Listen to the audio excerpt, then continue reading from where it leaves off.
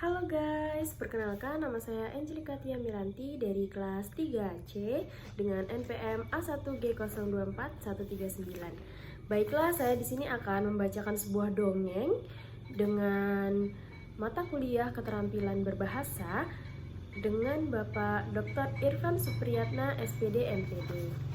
Saya akan membacakan sebuah dongeng yang berjudul Angel dan Permata Cahaya Ibu. Di sebuah desa yang dikelilingi hutan dan sungai yang jernih, hiduplah seorang gadis bernama Angel bersama ibunya, kakaknya, serta adiknya. Mereka tinggal di sebuah rumah kayu sederhana di tepi sungai yang airnya jernih dan dingin.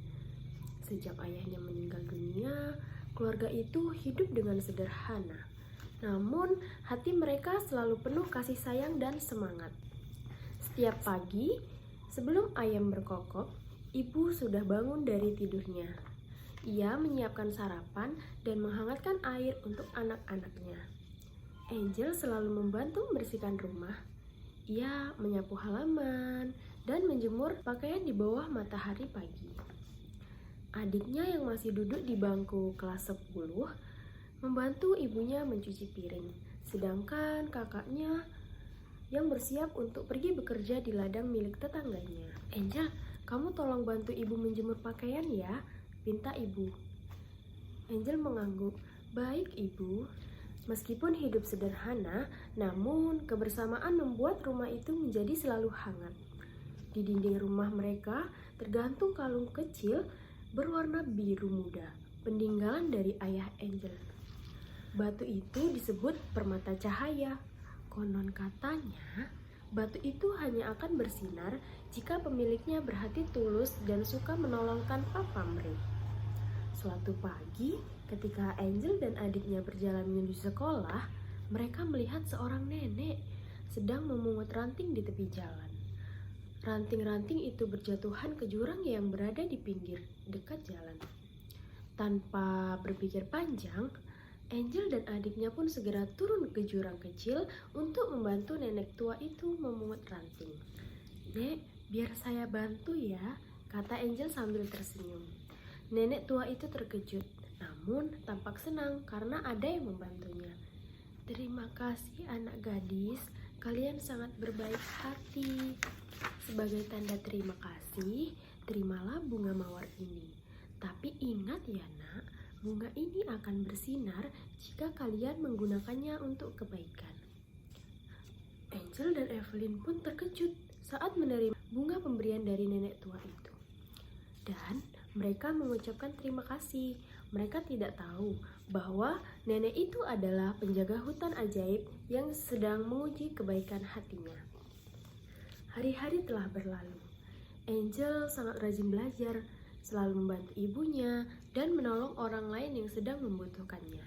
Suatu malam, ketika ibu pulang dari bekerja, ia terlihat sangat lelah. Angel segera mengambil air putih dan minyak untuk memijit kaki ibunya dengan lembut dan penuh kasih sayang. Ibu istirahat dulu ya, aku sudah menyiapkan teh hangat dan cemilan untuk ibu, kata Angel dengan nada lembut. Ibu pun tersenyum melihat ketulusan hati Angel. Terima kasih nak, kamu selalu membuat ibu takjub dan bangga. Saat itulah kalung permata yang dipakai oleh Angel mulai bersinar dan memancarkan cahaya. Ruangan yang gelap menjadi terang benderang berkat sinar yang terpancar dari kalung tersebut. Ibu, kakak dan adiknya terkejut saat melihatnya. Mbak Angel, batu itu bersinar, seru adiknya. Angel memegang kalung itu dengan sangat hati-hati. Mungkin karena kita saling menolong dan menyayangi sesama, Bu. Sejak hari itu, batu permata cahaya yang bersinar setiap hari, cahaya itu menjadi tanda bahwa jika kita melakukan kebaikan, itu tidak akan pernah sia-sia. Namun, kehidupan Angel tidak selalu tenang. Sore hari, tiba-tiba langit mendung.